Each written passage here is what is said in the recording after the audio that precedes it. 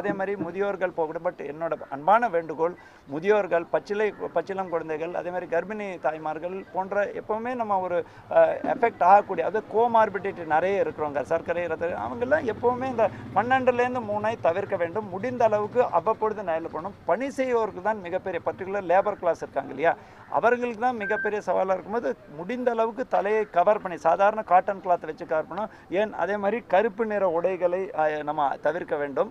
அதே மாதிரி முடிந்த அளவுக்கு நம்மளால் முடிந்தால்